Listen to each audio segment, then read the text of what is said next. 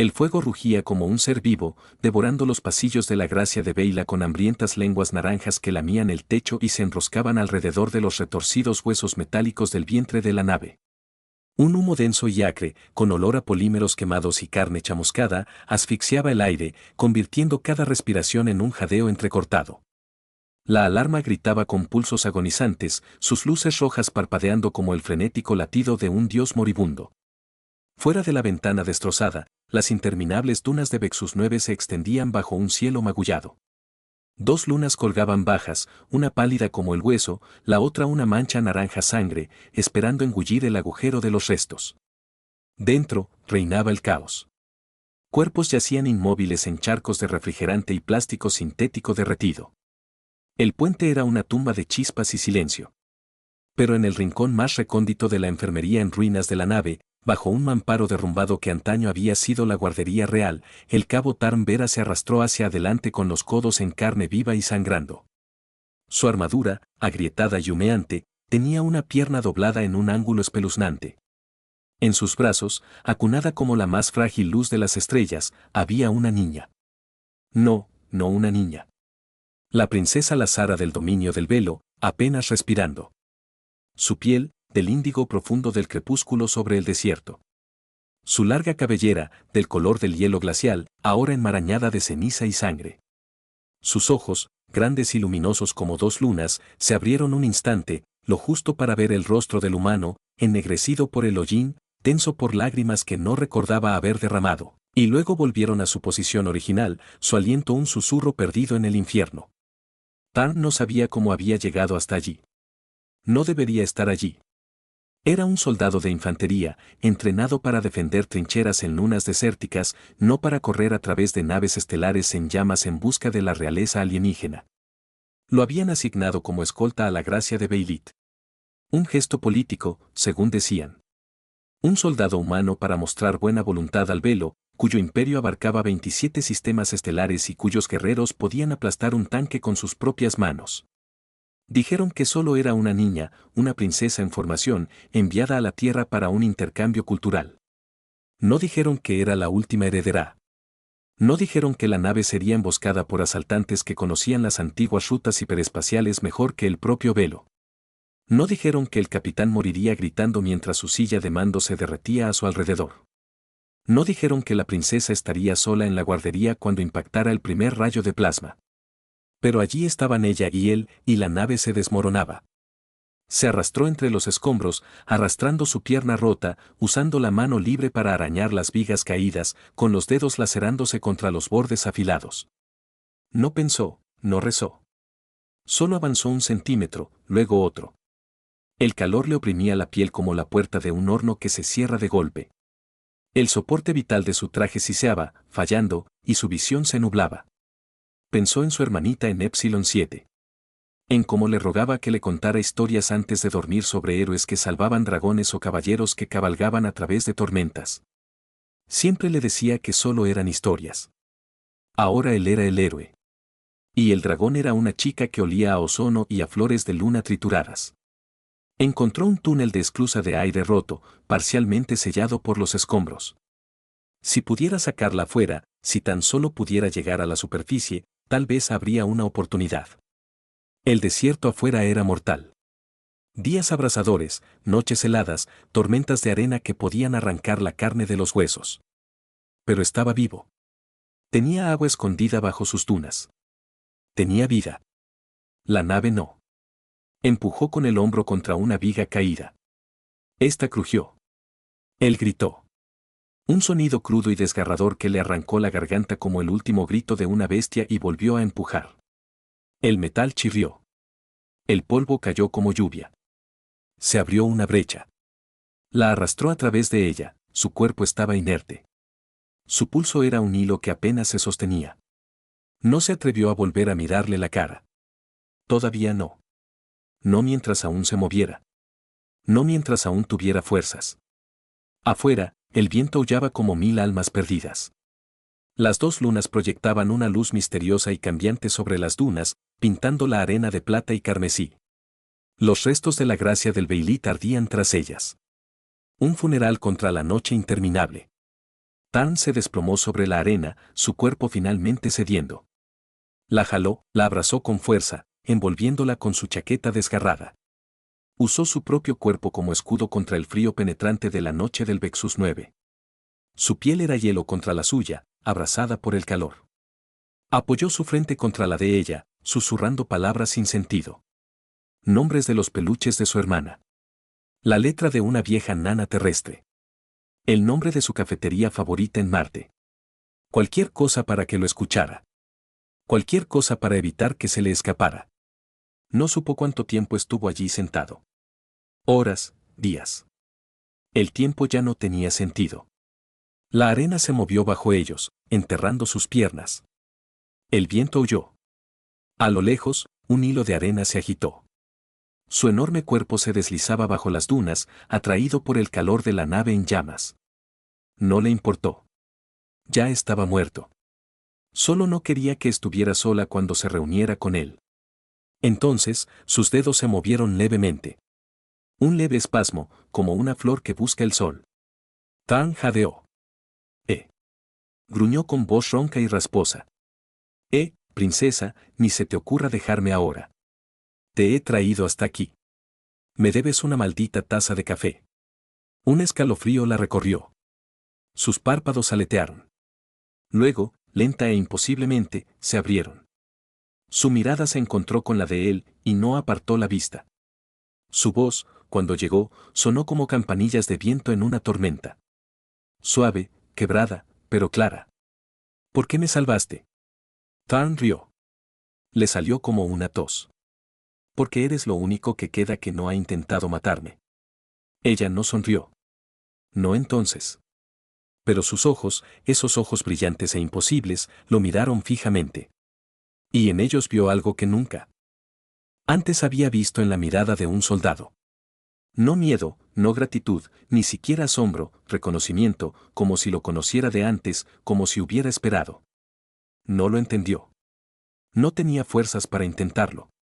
La abrazó con más fuerza mientras el viento aullaba y la arena lo sepultaba. Los encontraron 3 días después. Un equipo de rescate del Velo, enviado tras la última transmisión de la nave, rastreó la firma térmica del accidente y la tenue señal biográfica de la princesa a través de las dunas. Llegaron en un convoy blindado flotante.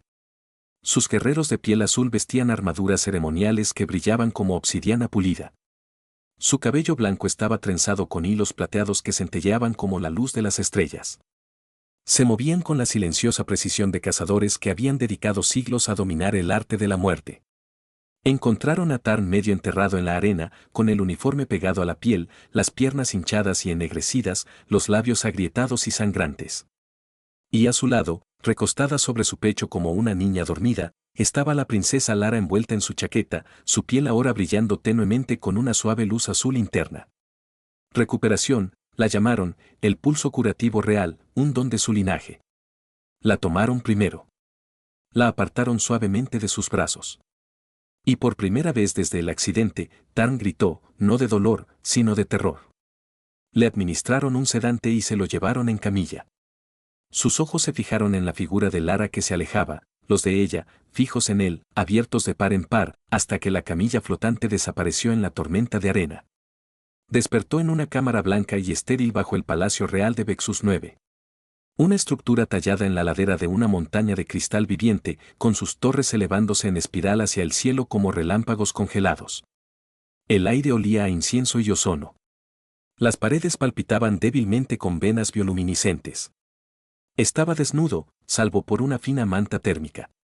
Le habían reconstruido la pierna, hueso fusionado con nanotecnología alienígena, músculo regenerado con sueros de crecimiento acelerado. Podía moverla. Podía ponerse de pie. Podía caminar. Pero no quería. Le dijeron que Lara se estaba recuperando. Que había estado en coma durante 42 horas. Que los sanadores reales decían que su supervivencia era un milagro. Que se había negado a hablar con nadie excepto con el humano. Tarn no les creyó. No hasta que se lo trajeron. Estaba en un jardín suspendido bajo una cúpula de cristal llena de niebla y farolillos flotantes que se mecían como medusas. Las plantas de allí no eran terrenales. Tenían flores de 6 pétalos que zumbaban al tocarlas, enredaderas que se enroscaban en sus brazos como brazaletes vivientes y árboles con corteza que brillaba como mercurio líquido. Estaba sentada descalza en un banco bajo de piedra, con su cabello blanco cayendo en cascada por su espalda como un río de luz de luna, y su piel resplandecía con un azul sereno y constante. Vestía una sencilla túnica de luz tejida. Sin corona, sin joyas, solo ella. Y lloraba. No lloraba fuerte, no dramáticamente, solo lágrimas silenciosas que caían como rocío y se desvanecían antes de tocar el suelo. Al verlo, se puso de pie y caminó hacia él. Ningún guardia la seguía. Ningún sirviente se atrevió a entrar. La cúpula era solo suya. Se detuvo a 3 pasos, lo miró y se inclinó. No la reverencia cortés y formal de una princesa a un soldado. La reverencia profunda, con la frente hasta las rodillas, de un súbdito a un salvador. Luego se levantó y habló: te debo la vida. Tarn tragó saliva. Tenía la garganta seca. No me debes nada. Solo no quería que murieras. Ella se acercó. Sus ojos se encontraron con los de él. Tuve miedo cuando llegó el fuego. Cuando el barco se partió. Pensé que iba a morir sola. Pensé que nadie vendría a buscarme. Pensé que mi padre me olvidaría. A Tarn se le oprimió el pecho. No sabía qué decir. Extendió la mano y se detuvo. No soy tu padre. No, dijo ella en voz baja. Tú fuiste quien me sostuvo a través del fuego. Un silencio denso y pesado como la arena del desierto se extendió entre ellos. Entonces, en voz baja, ella preguntó: ¿crees en el destino, Tarna? Él parpadeó. Creo en las balas, en las botas y en el tipo que está a tu lado y que no huye. Ella sonrió. Apenas una pequeña grieta en el hielo. Creo en el destino porque te vi en mis sueños antes de conocerte. Estabas ahí, en la oscuridad, abrazándome como siempre. Él la miró fijamente. Eso no es posible. Lo sé, dijo ella. Pero es verdad. Él apartó la mirada. No soy un héroe. Tú lo eres, susurró ella. Él no respondió. Ella no insistió. Pero desde ese día, ella acudía a él. Cada mañana, justo después del amanecer, cuando las luces del palacio convertían las torres de cristal en oro, aparecía en su puerta. Nunca hablaba primero. Simplemente se sentaba a su lado mientras él comía su insípida pasta nutritiva. Mientras miraba por la ventana las dunas infinitas, mientras contemplaba la cicatriz en su pierna, la que aún ardía con la brisa, ella le trajo libros, poesía antigua de los Beylit escrita con tinta brillante. Le trajo música, canciones interpretadas con instrumentos de hueso hueco y cristal cantor. No le pidió que hablara. No le pidió que se perdonara a sí mismo. Simplemente se sentó y escuchó. Y poco a poco, él comenzó a hablar. Le contó sobre su hermana, Meera, que había muerto de una infección pulmonar cuando él tenía 12 años porque los robots médicos de la Tierra estaban demasiado ocupados reparando los implantes de los ricos como para salvar al hijo de un soldado.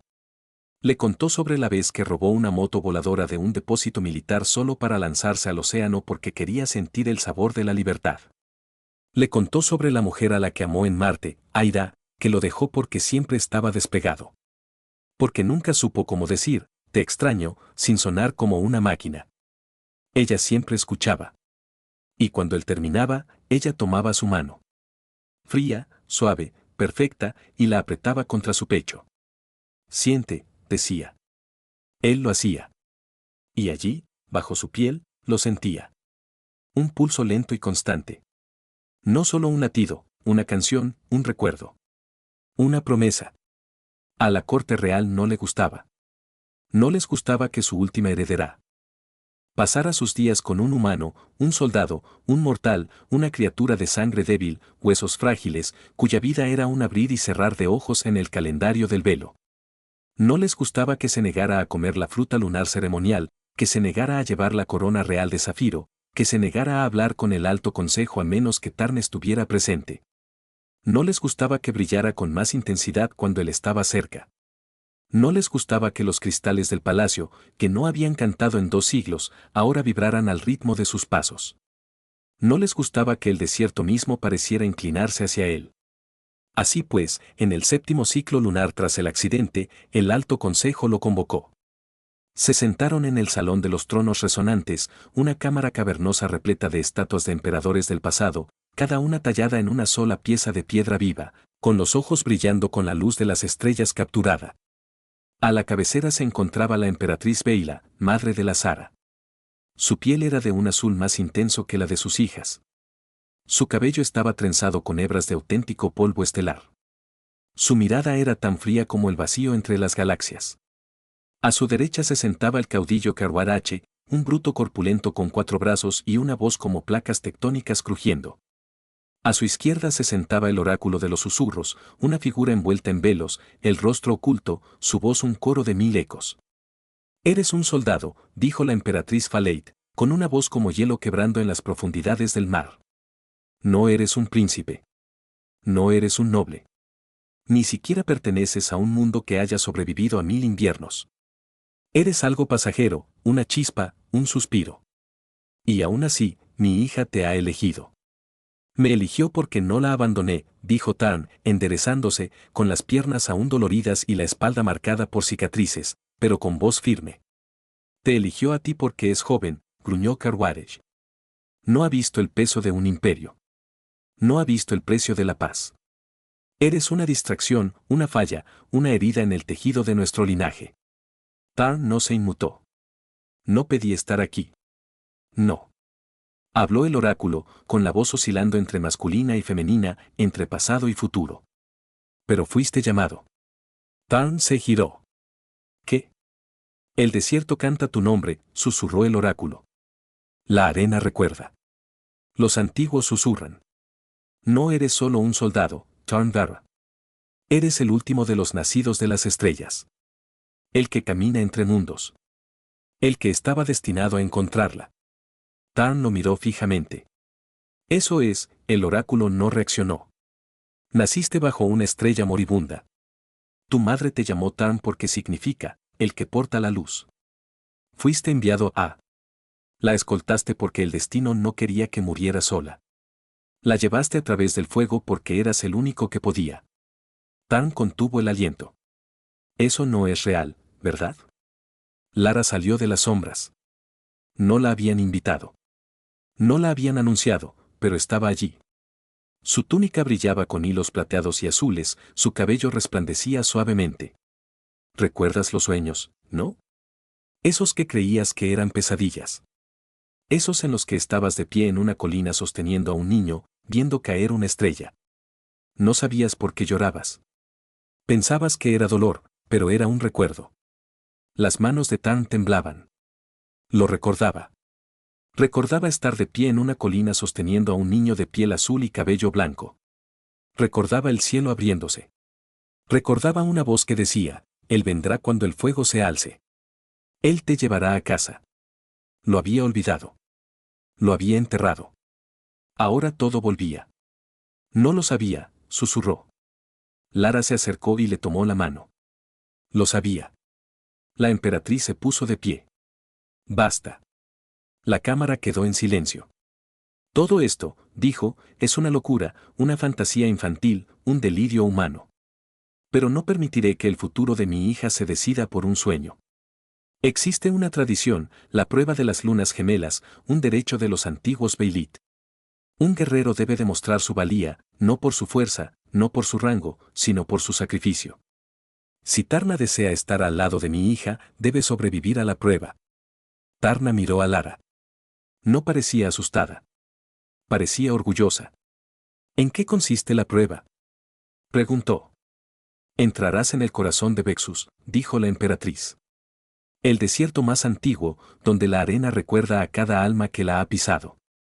Donde las dunas se mecen con los pensamientos de los muertos, donde ningún humano ha regresado jamás». Tarn asintió. Cuando llegara el mañana, el corazón de Vexus no era un lugar. Era una sensación. Era un recuerdo hecho realidad. El desierto allí no tenía horizonte. Las dunas se alzaban como olas congeladas. Cada una más alta que una catedral, cada una zumbando con un tono bajo y melancólico. El aire vibraba con el calor, pero el viento traía el aroma de una lluvia que nunca había caído. La arena bajo las botas de Tarn no era arena en absoluto. Era hueso molido, cristal triturado y el polvo de civilizaciones olvidadas. Caminaba solo, descalzo, vistiendo solo una sencilla túnica tejida con la luz del cabello de Lara. No llevaba nada, ni arma, ni agua, ni traje, solo el mismo. Y detrás de él, observándolo desde un acantilado de obsidiana, estaba Lara. No le habían permitido seguirlo, pero estaba allí, y él lo sabía. La primera prueba llegó al anochecer. Las dunas comenzaron a moverse, no con el viento, sino con el pensamiento. Recordaban a los muertos y querían que él se uniera. Sombras que surgían de la arena, figuras de soldados, de niños, de reyes que habían muerto en este desierto. Sus rostros se retorcían de agonía, sus voces susurraban en 100 lenguas. Lo buscaban. Le suplicaban que descansar, tumbarse, soltar. Siguió caminando. No habló. No lloró. Simplemente caminó. La segunda prueba llegó a medianoche. La arena se convirtió en cristal bajo sus pies. La pisó y el cristal se quebró, revelando los rostros de aquellos a quienes había fallado. Su hermana, Aira, los hombres y mujeres bajo su mando que habían muerto por su lentitud, su silencio, su miedo a alzar la voz. Gritaban su nombre. No se detuvo. Siguió caminando. La tercera prueba llegó al amanecer. El cielo se abrió. Y una voz, antigua e inmensa, resonó desde los cielos. ¿Por qué la salvaste? Tarn se detuvo. Alzó la vista. No respondió de inmediato. Pensó en el fuego. En cómo lo había mirado al despertar. En la sensación de su mano entre las suyas. En cómo el desierto había cantado cuando la tocó. Pensó en todo lo que nunca le había dicho. Y entonces susurró, porque ya no quería estar solo. La voz se apagó, las dunas se quietaron, el cielo se cerró y la arena bajo sus pies comenzó a brillar, no con calor, sino con luz. Un suave resplandor azul dorado emanaba del suelo, envolviendo sus piernas, su cintura, su pecho, hasta que se encontró en el centro de un círculo de luz. Su cuerpo brillaba con la misma intensidad que el de la arara. El desierto se inclinó y la voz habló de nuevo, entonces eres digno. Regresó al palacio al mediodía. Los guardias no lo detuvieron. La corte no se atrevió a hablar. La emperatriz permanecía de pie en lo alto de la escalera de cristal, con el rostro inexpresivo. Lara bajó corriendo. No le importaba el protocolo. No le importaba la dignidad. Se arrojó a sus brazos y lo abrazó con tanta fuerza que él pensó que sus costillas se romperían. Lo hiciste, susurró ella con voz temblorosa.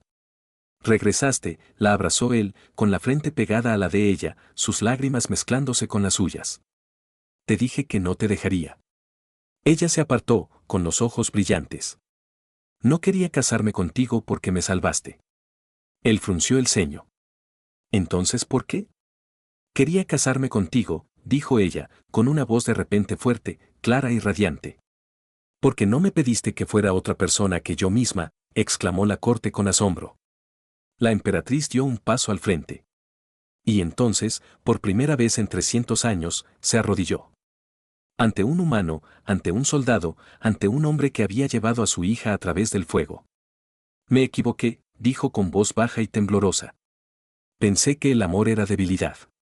Pensé que la lealtad era una cadena. Pero tú la llevaste a través de la muerte, y no pediste poder. No pediste gloria. Solo la pediste a ella. Extendió la mano y la colocó sobre el pecho de Tarn. Y por primera vez, él lo sintió. El pulso, no solo en Lara, sino en sí mismo, una calidez, una melodía, una pertenencia. No eres un soldado, dijo la emperatriz. Eres el nacido de las estrellas, el puente, el que camina entre mundos. Y ahora eres familia. Lara dio un paso al frente. Tomó la mano de Tarn. Y entonces, ante toda la corte, frente a las antiguas estatuas, las dunas resplandecientes y las dos lunas que habían velado por este mundo desde el principio de los tiempos, se arrodilló y preguntó, Tarn Vera, dijo, con la voz resonando como una campana en el desierto. ¿Quieres casarte conmigo? El silencio fue absoluto, el viento contuvo el aliento. La arena dejó de zumbar. Tarn la miró, su piel radiante, su rostro surcado de lágrimas, sus ojos que contenían la galaxia entera. No respondió con palabras. Se arrodilló a su lado y besó su frente. Luego tomó su mano y la colocó sobre su corazón. Te he estado esperando, dijo con la voz quebrada por las lágrimas, incluso sin saberlo. Ella sonrió, y el palacio vibró. Las torres de cristal se iluminaron con 1000 colores. El desierto floreció con flores que no habían crecido en 1000 años. Y en lo alto, las dos lunas se alinearon por primera vez en la historia y derramaron su luz sobre ellos como una bendición. Se casaron esa noche bajo el cielo abierto, sin sacerdote, sin túnicas, sin ceremonia, solo con el viento, la arena, las estrellas y la silenciosa y perfecta comprensión de que algunos lazos no se forjan en cortes ni coronas. Se forjan en el fuego y se llevan en la oscuridad por manos que se negaron a soltar. Vivieron en el palacio, pero no como gobernantes, no como conquistadores, sino como guardianes. Tarn aprendió a hablar Beilit, no con palabras, sino con el tacto. Lara aprendió reían de chistes sobre la tierra, incluso de aquellos sobre café que no sabía a barro. Ella le enseñó a cantar a las dunas y él le enseñó a preparar panqueques con jarabe sintético y llamarlos desayuno. Caminaban juntos por el desierto cada mañana, de la mano, descalzos, viendo amanecer sobre las dunas, la arena brillando bajo ellos como estrellas dispersas. La corte aún murmuraba. Pero ahora susurraban con asombro. Porque cuando Tarn caminaba por los pasillos, las paredes resplandecían. Cuando Lara sonreía, las flores florecían. Y cuando se abrazaban por la noche, las dos lunas que brillaban fuera de su ventana palpitaban al ritmo de sus corazones. Un año después, en el aniversario del accidente, estaban en el balcón más alto, observando cómo las tormentas de arena llegaban como olas de oro. Lara apoyó la cabeza en su hombro.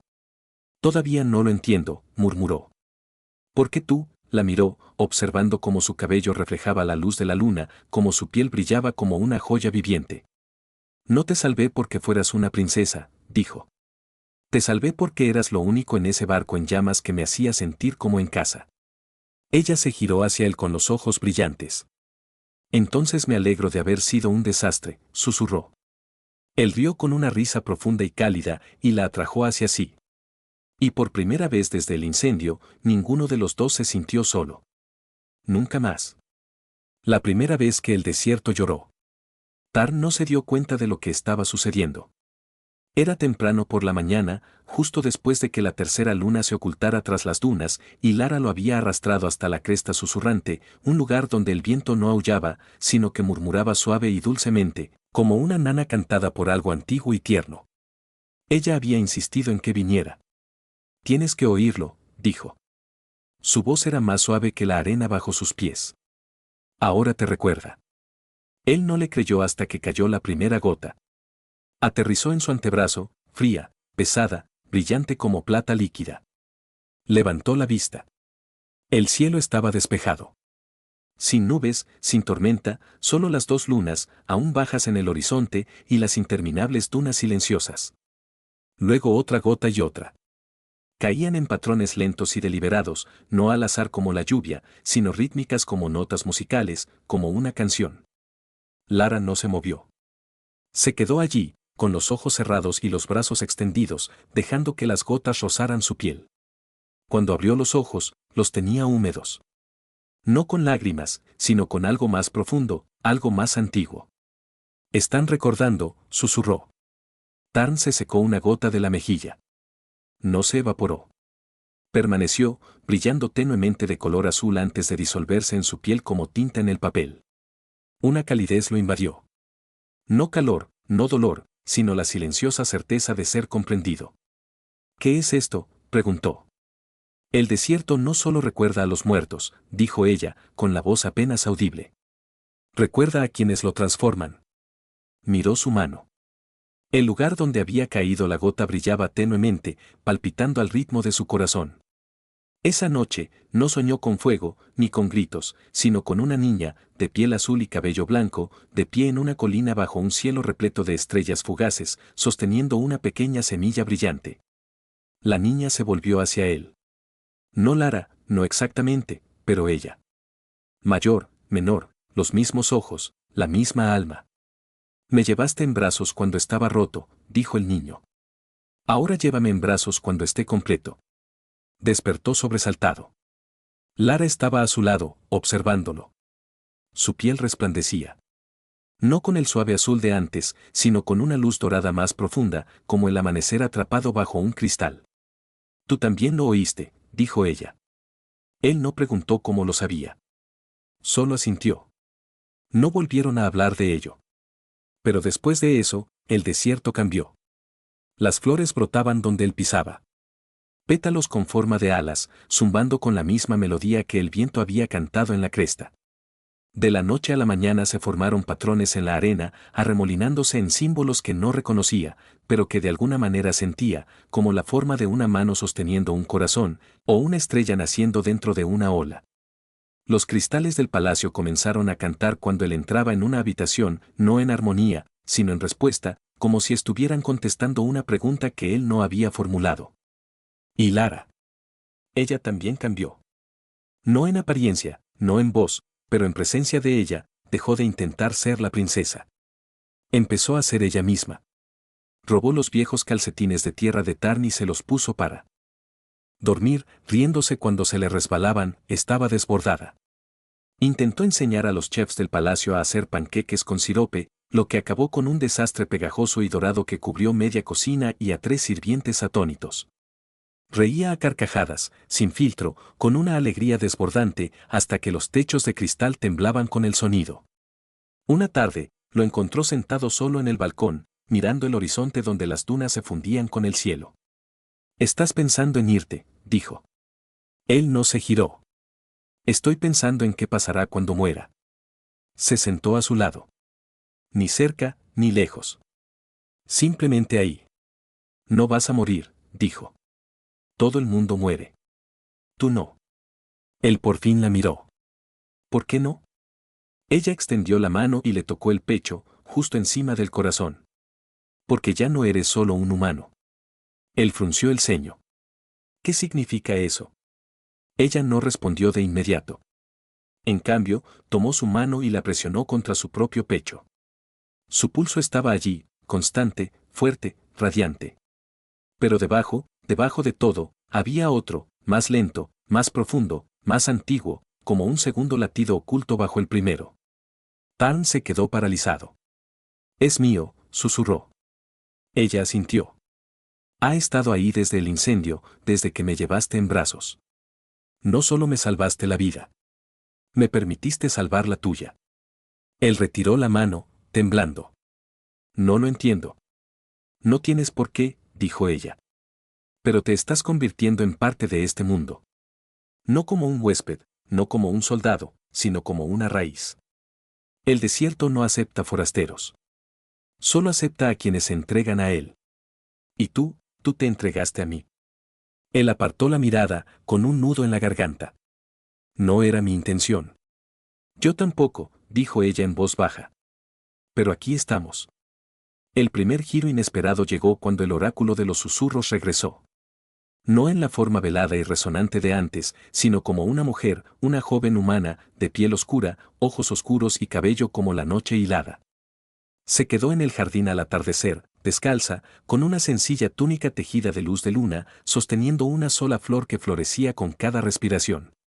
Lara se quedó paralizada. Tarn no se movió. El oráculo supo que la mujer sonreía. «No pensabas que te olvidaría, ¿verdad?», dijo con voz cálida, familiar, dolorosamente humana. A Tarn se le cortó la respiración. La conocía. No de esta vida, no de este mundo. De los sueños, de la colina, de las estrellas fugaces. «Aida», susurró. La mujer asintió. «Moriste en Marte», dijo con la voz quebrada. Estaba desplegado. «No logré regresar a tiempo». «Lo sé», dijo ella. «Te esperé, no en la muerte, sino en la memoria. El desierto guarda más que huesos, Tarn. Guarda ecos de corazones que amaron demasiado profundamente como para dejarlos ir. Yo fui uno y tú fuiste el otro». Lara dio un paso al frente, su brillo atenuándose ligeramente, su voz suave. «Eres mi madre». Aida se volvió hacia ella con lágrimas en los ojos. «Yo era antes de convertirme en el oráculo. Antes de entregar mi luz al desierto para que pudieras nacer», Tarn retrocedió tambaleándose. «Eso es imposible». Moriste antes de que ella naciera. Sí, nació, dijo Elira. Pero el amor no obedece al tiempo. Lo doblega, lo rompe, lo reconstruye. Yo no morí. Nací. Y cuando llegaron los nacidos de las estrellas, yo estaba esperando. Sabía que la encontrarías. Sabía que la llevarías a través del fuego. Tarn miró a Lara. Lo sabías. Lara bajó la mirada. La sentí en mis sueños. A veces, cuando era pequeña, me despertaba llorando y mi madre me abrazaba y decía, ya viene. La que porta la luz. Pensé que solo era un cuento hasta que llegaste. Las piernas de Tarn cedieron.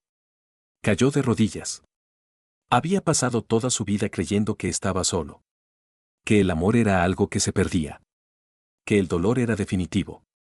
Pero allí estaba Aida, viva, no en carne y hueso, sino en espíritu. Allí estaba Lara, no solo una princesa, sino hija de dos mundos. Y allí estaba él, no un soldado, no un héroe, ni siquiera un hombre ya. Era el puente, el ancla, el hilo vivo entre la memoria y el milagro. Aida se arrodilló a su lado, tomó su mano y la apretó contra su pecho. Su corazón latía con firmeza, y debajo, el de él, un segundo pulso. No he venido a llevarte, dijo. He venido a recordarte que nunca debiste estar solo. Ni entonces, ni ahora, ni nunca. Él no lloró. No entonces, sino cuando ella se desvaneció, disolviéndose en el viento como niebla, su flor floreciendo por última vez antes de convertirse en polvo. El desierto cantó más fuerte que nunca. Y Lara lo abrazó, no como a una princesa, no como a una salvadora, sino como a una mujer que lo había perdido todo y lo había encontrado todo en sí mismo.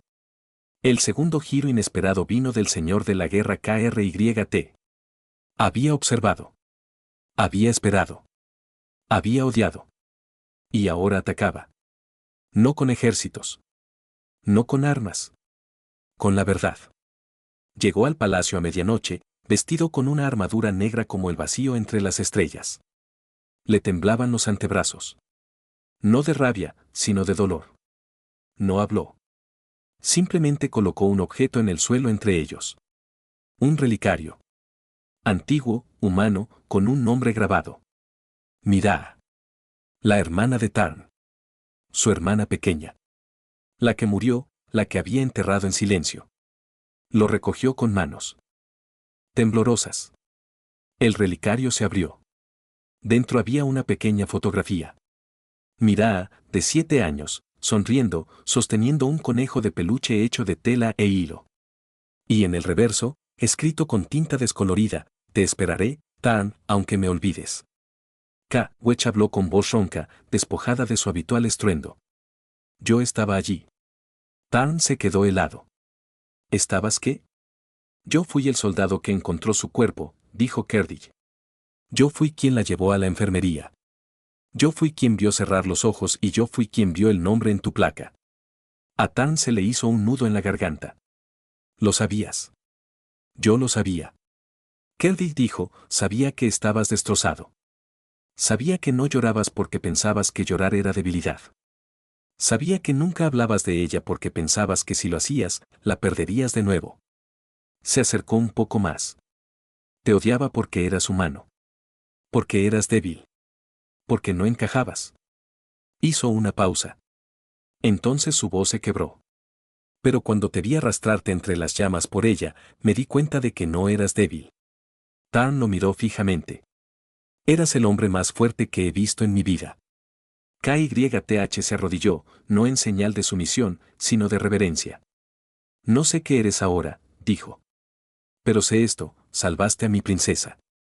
Y me devolviste la fe en algo más grande que el poder. Apoyó la frente en el suelo. Ahora te sirvo, nacido de las estrellas. Tarn no habló. Simplemente extendió la mano y ayudó a KRTH a levantarse. No se abrazaron. No hacía falta. Pero desde aquella noche, el señor de la guerra caminó junto a Tarn a todas partes. No como un guardia, no como un guerrero, sino como un hermano. Y cuando Tarn volvió a soñar, ya no vio la colina. Vio a Meera sonriendo, tomándole la mano y diciendo, sabía que la encontrarías. El tercer giro vino de la emperatriz. No con ira, no con autoridad, sino con rendición. Una mañana, entró sola al jardín. No llevaba corona, ni túnica, solo una sencilla túnica del color del crepúsculo. Se sentó junto a Lara y Tarn en el banco de piedra. He pasado mi vida intentando controlar el destino, dijo, con una voz más baja de lo que Tarn jamás la había oído. Pensé que si mantenía el linaje puro, si mantenía la sangre fuerte, si mantenía el mundo ordenado, entonces podría protegernos del caos. Miró a Lara. Tú eres el caos. Lara parpadeó. Sí, dijo la emperatriz. Y eres hermoso. Se volvió hacia Tarn. Y tú eres la razón por la que se convirtió en caos. Extendió la mano y la colocó sobre la de él. Su piel estaba fría. Pero bajo ella, un pulso, débil, familiar. El mismo pulso. La misma melodía. Tarn contuvo el aliento. Tú también lo sentiste, susurró. La emperatriz sonrió. Una sonrisa genuina, la primera que él veía en su vida. Lo sentí cuando la llevaste en brazos a través de fuego. Lo sentí cuando el desierto cantó. Lo sentí cuando hiciste reír a mi hija. Cerró los ojos. Tuve miedo. Tarn no habló. No lo necesitaba. Pensaba que el amor era una debilidad, dijo. Pero ahora veo que es lo único que nos mantiene vivos. Se levantó y se alejó. Pero antes de desaparecer entre los pasillos del palacio, se giró y susurró, «Bienvenido a casa, hijo». Tarn no supo qué decir, así que no dijo nada. Simplemente tomó la mano de Lara y la apretó. El vínculo entre ellos creció, no con grandes gestos, sino en momentos silenciosos y sagrados. Él le enseñó a atarse las botas. Ella le enseñó a escuchar el viento. Se quemó la mano en una estufa caliente, intentando tostar su tierra. Ella la curó con un toque y luego le besó la palma, riendo como una niña. Lloró cuando encontró una foto de Mera en su vieja mochila, escondida tras un panel falso. Ella no dijo ni una palabra. Ella simplemente se sentó a su lado en el suelo, con la cabeza apoyada en su hombro hasta que las lágrimas cesaron. Tenía pesadillas de fuego, de caídas, de soledad. Él la abrazó durante ellas, susurrándole historias de la tierra, de muñecos de nieve hechos de polvo, de farolas que parpadeaban como luciérnagas, de perros que ladraban a las nubes. Una noche, despertó gritando, no de miedo, sino de alegría. Se incorporó, con los ojos muy abiertos, brillando más que nunca. Recuerdo que respiró. Él la abrazó. ¿Recuerdas qué? Recuerdo la colina, dijo ella. Las estrellas cayendo, el niño sosteniendo la semilla. Estuve allí antes de nacer. ¿Y tú? Tú me sostenías. Él la miró fijamente. Estabas allí, susurró. Ella asintió. Y te elegí incluso entonces. Incluso antes de saber tu nombre. La estrechó contra sí. Y por primera vez, no se sintió como un hombre cargando un peso. Se sintió como un hombre que por fin había regresado a casa. El desierto lo sabía. El palacio lo sabía. Incluso la arena lo sabía. No hablaban de ello. No les hacía falta, porque cada mañana, al despuntar el alba, Tarn y Lara caminaban descalzos, de la mano, radiantes. Y a su paso, las flores florecían. El viento susurraba, y las dos lunas, por primera vez en la historia, se alzaban no como rivales, sino como una sola, siempre. Y no esperaban la siguiente batalla. Ya vivían el final. No porque fuera perfecto, sino porque les pertenecía.